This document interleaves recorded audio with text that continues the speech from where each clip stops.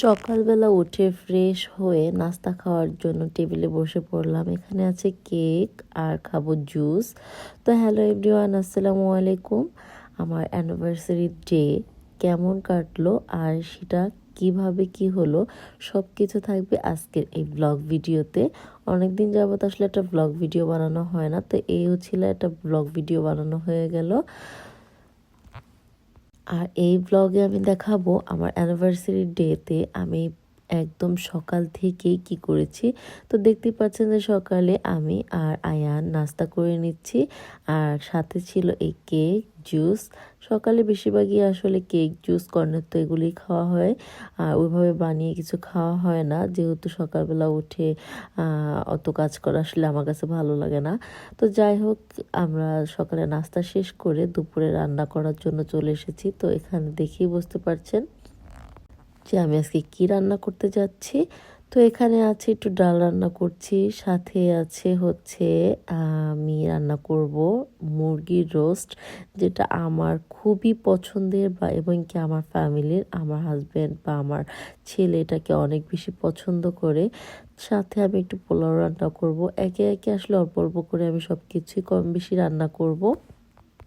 তো আজ আমি সব কিছু একটু একটু করে দেখাবো, একদম ফুলতে যাব না, কারণ বেশি ফুল দেখালে একদম অনেক বড় হয়ে যাবে।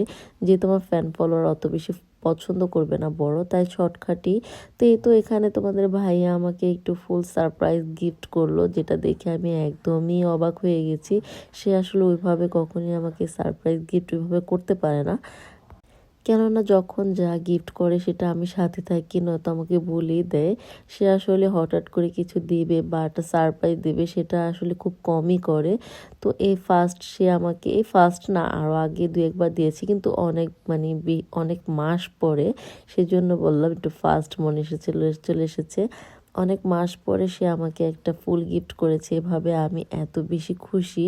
তো আমি এখানে একটু শাড়ি পরে নিয়েছি, সে একটু বাহিরে গিয়েছে, সে জানেও না যে আমি এখানে আজকে তার জন্য কিছু প্ল্যান করেছি। তো আমি এখানে একটু শাড়ি পরে নিয়েছি, আর বাবু অনেক কান্না করছিল, সেজন্য ওকেও খুলে নিতে হয়েছে। তো জানি না কেমন হয়েছে, তেমনভাবে আমি শাড়ি পরতে আসলে পারি না। যদি ভালো লাগে অবশ্যই একটু বলবেন। আর এখানে তোমাদের ভাইয়া একটা কেক এনেছে, কেকটা আমার কাছে অনেক বেশি মজা হয়েছে, যেহেতু ইতালিয়ান কেক ওরা খুব মজা করে বানায়। আর এই তো আমি একটু এখানে ক্যান্ডেল জ্বালিয়ে নিচ্ছি। আর তোমাদের ভাইয়া আমাকে কি গিফট করেছে সেটা থাকবে একদম লাস্টে। জানি না তোমাদের কাছে ভালো লাগবে কি না, বাট আমার কাছে তো অনেক অনেক বেশি ভালো লেগেছে। তবে তোমাদের কাছে ব্লগ ভিডিওটা কেমন লেগেছে অবশ্যই অবশ্যই কিন্তু আমাকে জানাবে, কারণ অনেক দিন পরে তোমাদের উদ্দেশ্যে একটা ব্লগ ভিডিও বানানো। কারণ আমার অ্যানিভার্সারি ডেতে আমি কেমন করেছি, কিভাবে করেছি, সবই আছে এই ভিডিওতে। ছোট্ট করে ক্লিপ করে নিয়েছি, যে তোমার ভাইয়া আমাকে ফুলটা গিফট করেছিল, ওইটা আমি আসলে লাস্টে দিয়ে দিয়েছি। তবে তোমাদের কাছে কেমন লাগলো অবশ্যই জানাতে ভুলবে না। সো ভালো থাকবে, আল্লাহ হাফেজ।